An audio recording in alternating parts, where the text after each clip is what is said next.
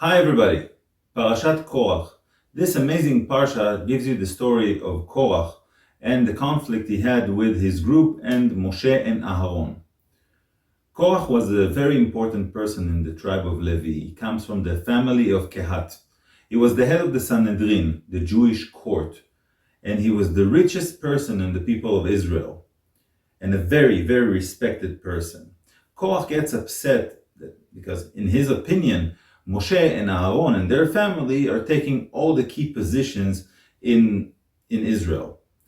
Korach claims that all the people of Israel are holy in the same way, and he recruits to him three people, On ben Pelet, Datan, and Aviram, all from the tribe of Reuven.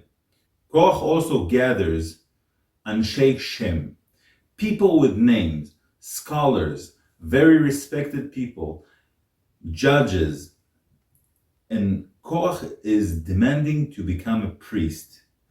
Now, Korach wants to turn things around because Korach is from the tribe of Levi, and the Leviim are coming from the side of the judgment, and inside the Leviim, from them came out the Kohanim. The Kohanim are coming from the side of mercy, and Korach wants to turn things around and put the judgment in the side of mercy and the mercy in the side of judgment.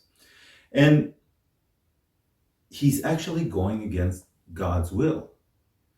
Moshe, when he hears what Korach wants to do, he falls on his knees and he begs God because he knows that God might punish the people of Israel badly if such thing happened. Moshe doesn't want the destruction of the people of Israel because of a sin of one person. God tells Moshe to get away from this group, from these people. And the grounds open up and takes Korach and his group straight to hell, to a place called Sheol. Sheol is one part of hell. You have 7 parts in hell, and one of them is called Sheol. The rest of the people that came with Korach, that came actually with incense and the fire pan, straight to the altar, fire gets out and kills all of them. What do we learn from Korach? That he was a man that had everything that you can dream of. Everything. And he still wanted something that doesn't belong to him. And God takes away everything he had just because of his greediness. And it says, Oy larasha ve'oy leshcheno.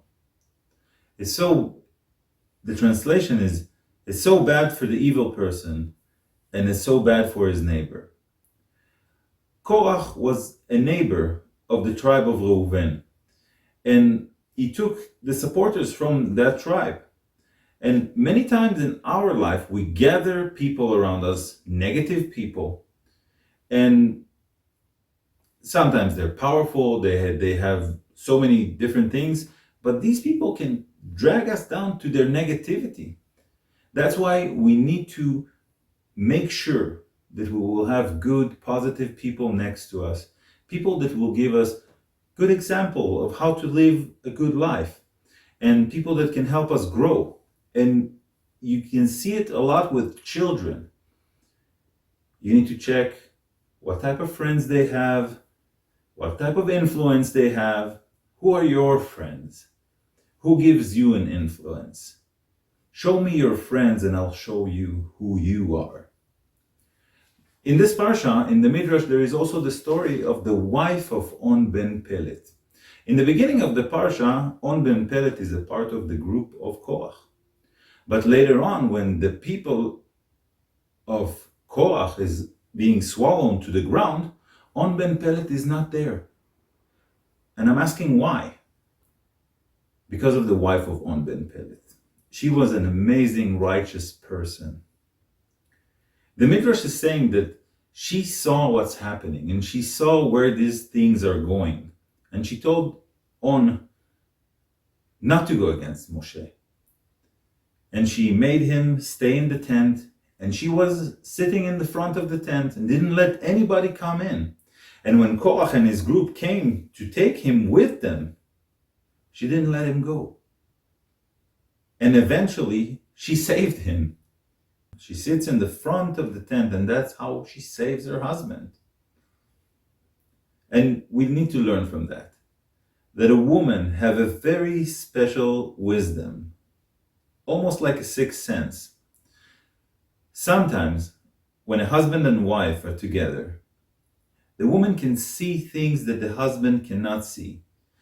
She can actually see a person and say, this guy is not right for you.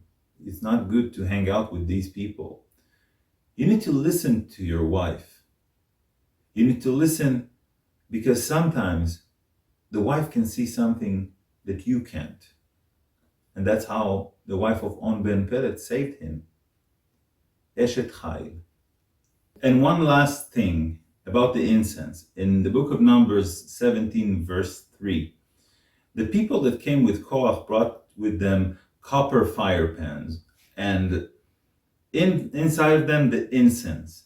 Now, even though they sinned against Moshe and Aaron, they had a pure good intention to sacrifice something to God. And therefore, even though they died, God tells Moshe to use the copper of the fire pans to cover the altar. They took the negativity and brought it to positivity. With the right conscience, you can change negative into positive. Thank you very much.